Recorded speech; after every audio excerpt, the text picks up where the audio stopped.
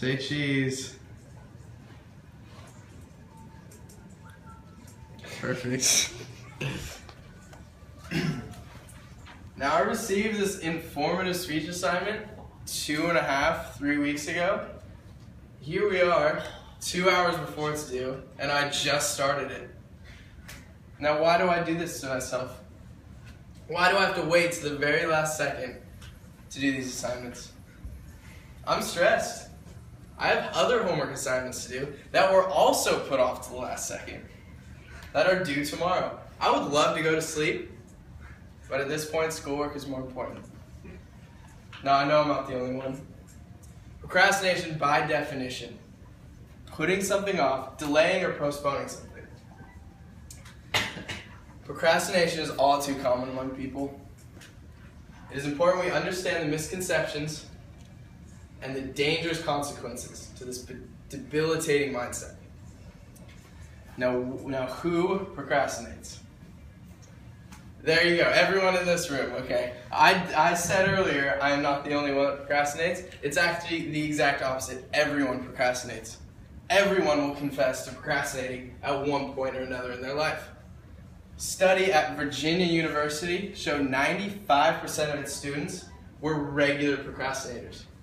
25% of those students defined themselves as chronic procrastinators. We've also been procrastinating for a very long time. The Oxford Dictionary definition dates back to 1588. Now everyone procrastinates, and this is because it is part of our genetic makeup.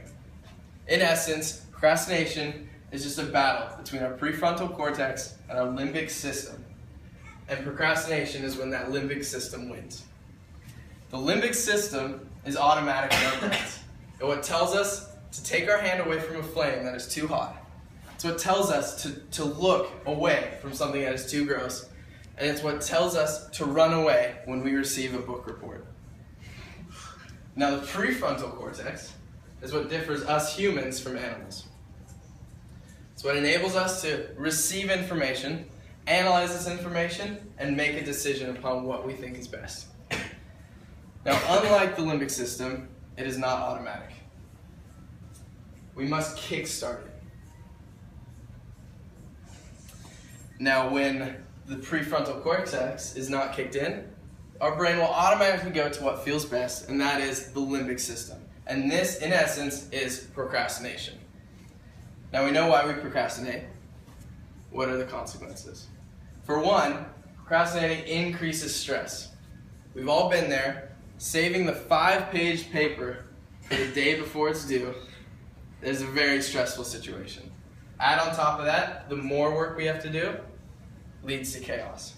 Now, an increase in stress increases depression, anxiety. It also affects your overall mood and puts stress on relationships. Procrastination is also very dangerous in an employment standpoint. Saving tasks to the very last moment leads to a hindered and often sloppy job. And this, in essence, puts your job on the line. Here's a little scenario. You put off brushing your teeth this morning.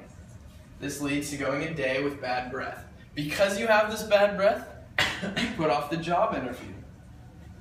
Because you put off this job interview, you put off a paycheck.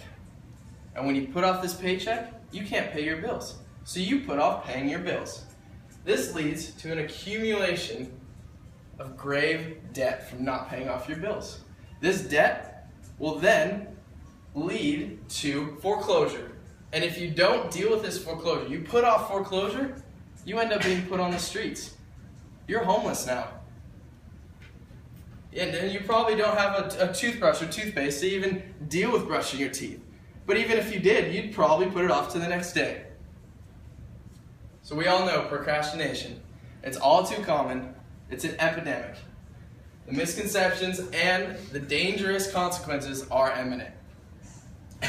Next time I get this speech assignment, I will do it the day of or the day after. But in reality, we all know what's going to happen. No, look up, smile, smile. Hey guys. Hey. Good job. You did good.